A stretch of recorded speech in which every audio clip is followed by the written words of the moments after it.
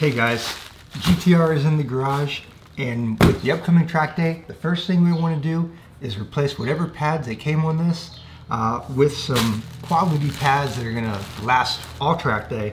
And to do that, we went to Power Stop. If you don't know of Power Stop is a brake pad and rotor manufacturer that has a lot of different compounds available for street cars and for track days. Power Stop works with, as partnered with Bondurant. So if you go to Bondurant's driving school, you'll be out there probably in a Corvette, and you'll have track day pads on those vets, track day Power Stop rotors. So we went ahead and decided to opt for them for our GTR, and they went ahead and sent us track days pads for the front and the rear of our R32 GTR, and in addition they sent us their Evolution pads, which are more of a street pad. So what we're going to do for the GTR is put one of the Evolution street pads on the rear, and we're going to go ahead and put the track pads on the front, because the GTR is a nose heavy car. About 58% of its weight is on the front, and from what we've read with the Aussie forums and the other guys that track R32s is that it's not so great to have a track pad on the rear of this car. You want a little bit softer pad. So that's what we're going to go ahead and do. We're going to run one of these Evolutions on the back and a track day on the front. Okay, so we got the car up in the air, the wheels are off. Next thing we're going to do is go ahead and turn the steering wheel so that you can get more access, easier access to the front of the caliper. The nice thing about the R32 GTR calipers, and the same with the 300ZX, is that you can unload the calipers right from the top. You don't have to take the caliper off to swap the pads, which is really neat and makes it very efficient for a track day. So you can tell that this car was very performance oriented. So to start, we see that we have this this pin that holds these two, well, you'd say these I'm not sure what we want to call these, but these little arms, aluminum arms that go into a pinhole at the end of these long bolts. So to remove, we're going to go ahead and remove that one, just like that. And now we should be able to put a flathead, or in this case, I'm just using a, well, there you go. Maybe I should have removed that one first, huh? Maybe I should have removed that top guy first. So this actually goes, sorry, that was my mistake. It's kind of funny. So this goes under this, applies pressure upward, and the other one, actually, I guess you would, well, figure it out on the way back in, but this applies pressure to the pins as well. So we'll go ahead and remove this pin here. Oh, you know what? I guess you didn't even need that, do you? Because these pins look like they just slide right on out, don't they? And so there's one. Let's live and learn. That was easy. Okay, so two pins held in place by this, it's almost like a paper clip. And at this point, we should be able to push the caliper pads around and be able to slide them out. So what I usually do is push them back and forth a little bit to compress the pistons back into the caliper, and that'll wiggle enough. Just do that so it wiggles enough and you can pull them up and out. I mean, I can grab them a little bit, but I want to get a little bit more play to make it easier for when I put in the new pads, which are going to be much thicker than these ones that are coming out. And you can tell that these only have a little bit of life left. Okay, so I just pulled out one of the pads, and normally I just pull them out and wiggle them back and forth a bit, which I did. This actually has two, when I took this out, it's got two different shims on there, which is interesting. So I might do something similar, or look to see what we do on the new pads that come in, or that go in. I'll at least use one of these two. It looks like maybe one was a spacer, just to get maybe a little better pedal feel when the new ones went in. So we'll just kind of wipe these off and grab the new pads, which are right here. These are power stop track day pads, and let me go ahead and get the other side out first. And where's my screwdriver? Just kind of wiggle this back and forth a little bit, and the pad should come out. There we go. Again, I like to push them back and forth a little bit to free them from the caliper pistons so that they slide out easier. And this one also has double shims on the back.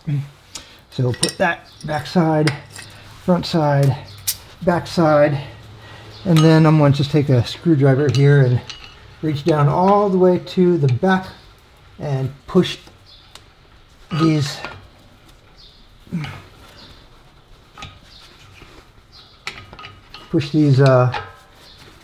caliper pistons back in a little bit to make it easier to put the new pads in.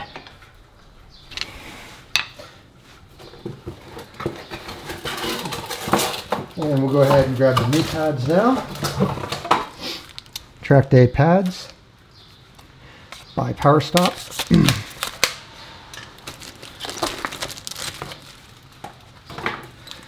One set here, one set there. We can just open that up, and we want to compare that these are the same shape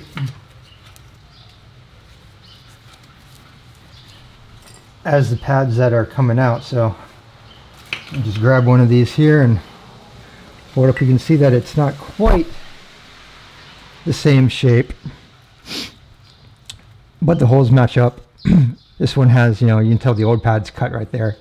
I don't see any issue fitting this in. We'll see what happens here. This is a little bit longer on the inside there. This is going to make noise when the pads get low, I believe.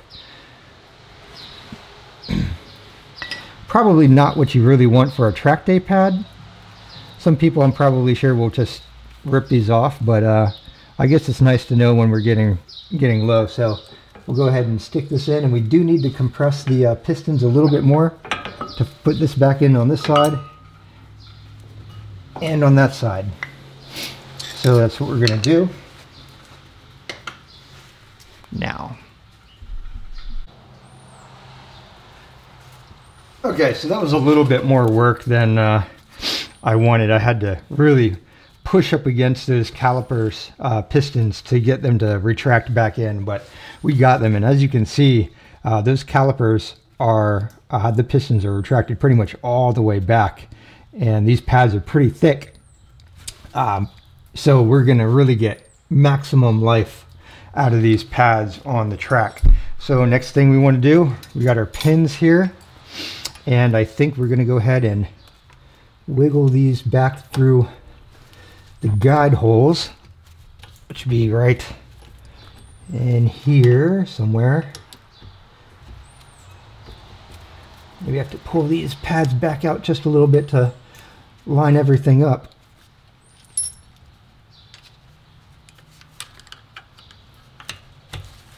I'm going to get the longer screwdriver here. Let's see.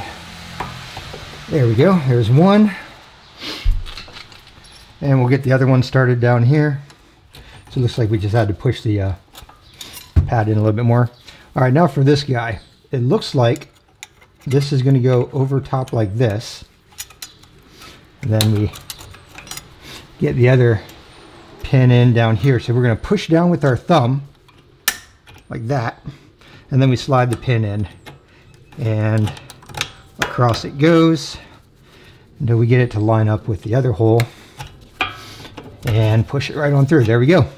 So now next thing we have to do, and these calipers are really simple. I mean, this is on the line of changing, Brembos or APs on how easy this is. There's a pin with there's a hole on the opposite side of this pin here. So what we want to do is just kind of line it up. That one was already there, and this one, on this one, I'm going to have to move it just a little bit. So I have a flathead screwdriver here, and I'm going to move it just until the pin is at the same angle, or the hole is at the same angle when I push it in. So there we go. Simple pad swap on the R32 GTR. All right, now we're on the back passenger side, or left side of the GTR.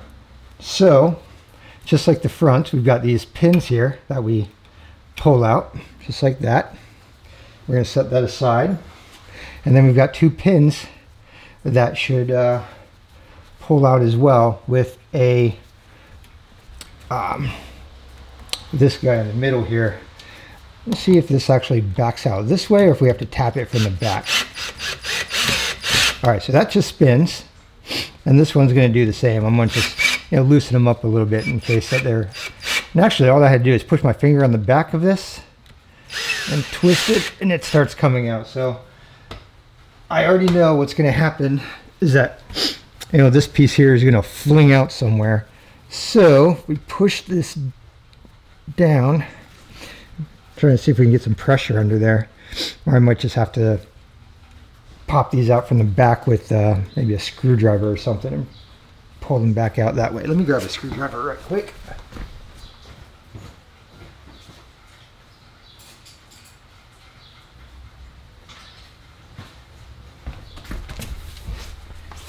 And see if we can't get this to pop out from the back. So I just took a screwdriver there and pulled it out, and now this piece just comes on out. So there's the orientation, just like that. You can see where the pins sit here and there. Lay that to the side. The other pin should just come right on out, and fingers crossed that these pads just slip straight on out and we can drop the new ones in. It never works quite that way, especially with an older car. These pads are pretty low as well, and as you can see, I'm able to compress the pistons on this one, at least on the back side of that one, pretty easily. So I'm going to just pull towards me from the top and wiggle back and forth, and they should start to slide on out. You can push your finger from the back side here too, just like I did there. Oh yeah, these should be a lot easier than the fronts. So I'm just pulling that way and on the other one. So now let me go get the rear pads. We are going to use the Evolution street pads on the back. So these should be the right box. These are the smaller pads, of course. So here we go, and they have included quite a lot of ceramic brake grease. So maybe we'll use a little bit of that. Now go ahead and open up our carbon fiber ceramic brake pads. So I'm going to just go ahead and grab two of these. One of them will have this metal piece on there for, it's going to squeal when the brake pads get low. That's really what it's for. See, they already have a backing on them. So that's going to go in. I don't know if this side's going to be front or if it really matters. Okay, like I said, pull these pads out. So first pad is out. They came out really easy. Not sure what pads these were. They're blue. These are Grex, Sumitomo Grex S. Just says Grex, so that's what was on there. At this point, this guy should just slide on down in there.